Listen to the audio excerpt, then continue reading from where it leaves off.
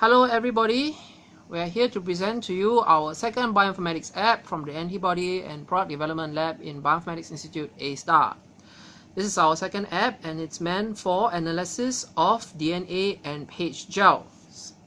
So say goodbye to band estimations from now onwards. Now, this app can be downloaded free on Google Play Store, and once you have it downloaded, you can activate it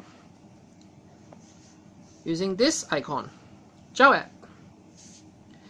Clicking on it gives you 4 icons. So the first icon, which is for DNA analysis, allows you to analyze agarose bands, agarose gels, and detect the band size, whether they are from cybergreen or ethidium bromide or any black and white picture. The second one is protein analysis for page gel analysis, and clicking on it allows you to choose the marker that you like to use. In this case, our first marker happens to be a protein gel marker.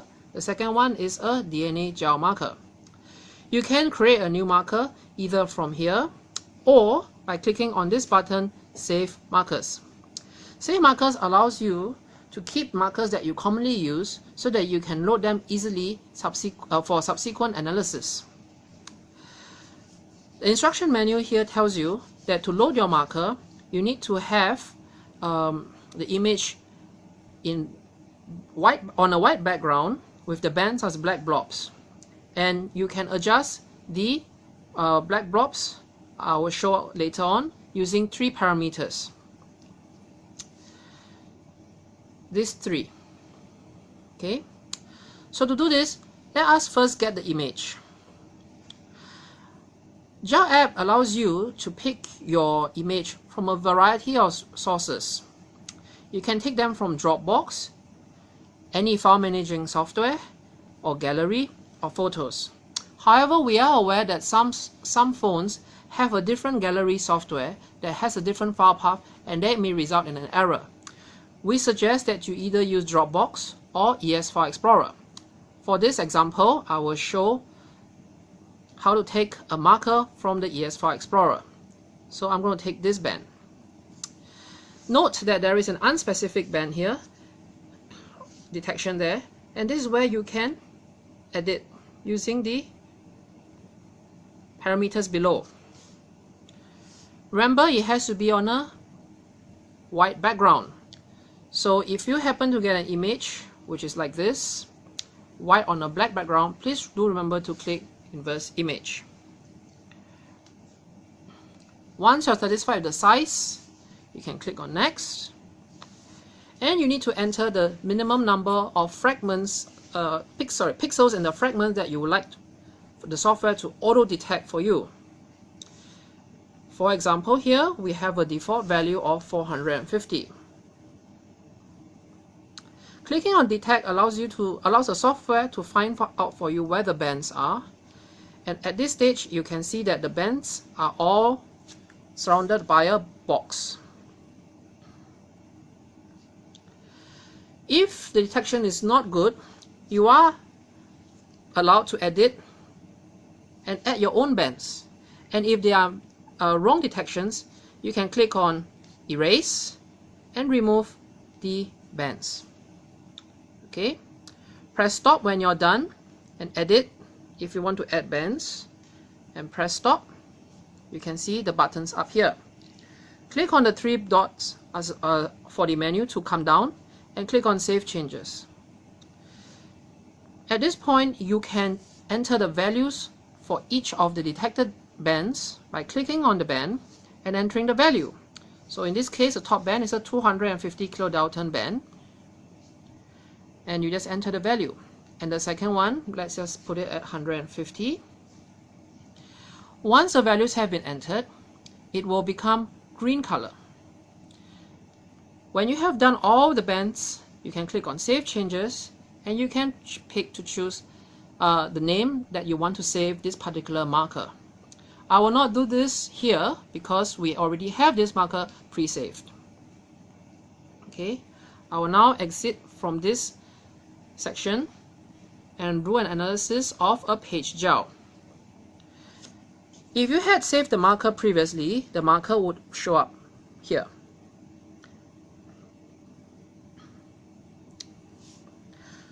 A note for users, please remember to make sure that the marker is always on the left side. If you had taken a picture that is inverted or slanted, it's okay, we allow further editing in this software later on. First, get your image.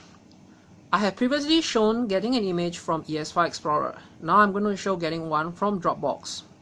We have some pre-saved gel pictures in here, which can be taken from scanned sources or from your camera phone.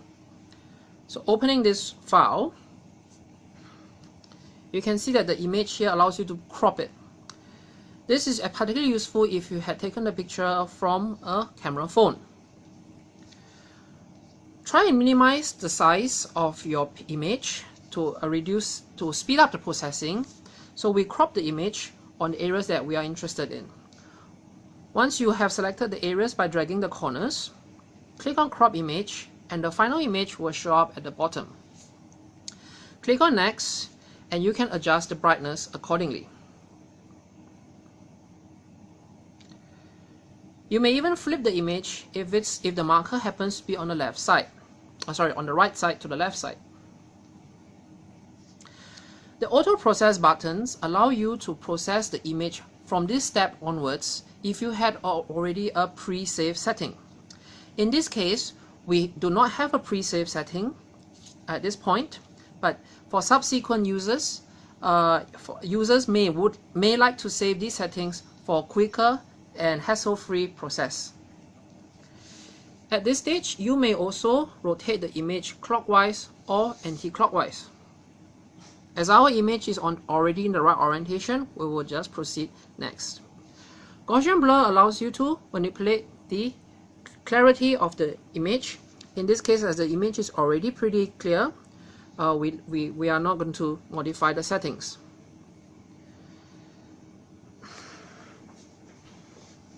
Okay, there are some instructions. Again, please remember that for optimal detection, the image has to be on a white background.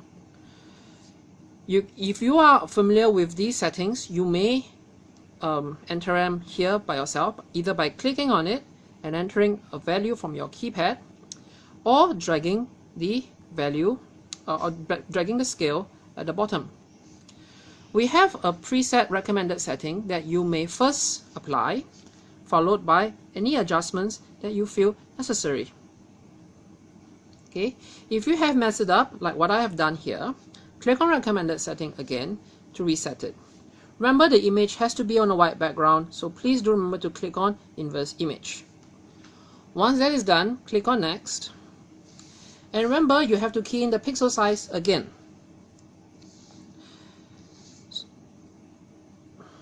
So for this image, we are going to try 200, but our recommended range is from 200 to 450. Once that is done, click on Detect Fragments, and you can see that there are detections. Detection may vary on its accuracy, so you are recommended to play around the settings here, or go back and play around with the Gabor filter until you can get very close to the ideal situation. Alternatively, you can click on the image, and which allows you to edit them. So I'll just show you how to edit. First, we have found that there are some misdetections, so we have to erase them. Clicking on the erase button, we can drag a box to clear everything. Okay, for those that are difficult to clear, just click on the boxes and they will go away. To add fragments, these are the samples that you would like to do. You can draw using your finger over the specific band. Now, if you have difficulty, you can stop, enlarge the picture, which will allow you to add the fragments easier. Okay, I'm just going to randomly draw a few just to illustrate, without paying too much attention on whether it's boxed properly or not. But some bands that are difficult to be detected, and if you can see it, you may add them manually this way. Remember, the red boxes are for samples. whereas the yellow boxes are for the markers. You have to press stop, move it, add marker bands to add the markers.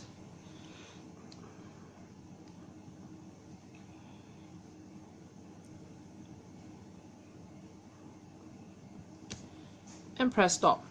Click on the 3-button icon here to open up the menu and click on Save Changes. At this stage, you can press on Load Marker. Remember, we have a marker preset. So pressing the Load Marker allows you to detect the bands, which in this case is shown here. Now, if you are satisfied with the garble filtering settings and the light and the brightness and Gaussian, you may choose to and save the settings for subsequent users. Once this is done, you can click on Next page. You can look at a graph by clicking on the graph to see how your samples line up with your marker graph. You may want to take a picture of this using the screenshot function of your phone. Alternatively, you can click back and click on this. We have a few additional features available, and I'll walk through them quickly. Now, at these individual red boxes, it has already detected the size, and the sizes are shown there. Depending on how and what you want to show, of course, it allows you to show every red band. So you may only want to highlight certain bands you're interested in for your paper or report. Assuming I have forgotten that I'm very particularly interested in this particular band here, very faint band that I have not highlighted earlier on. There's two ways I can do it. The simplest way is to click on Values at Point and tick there.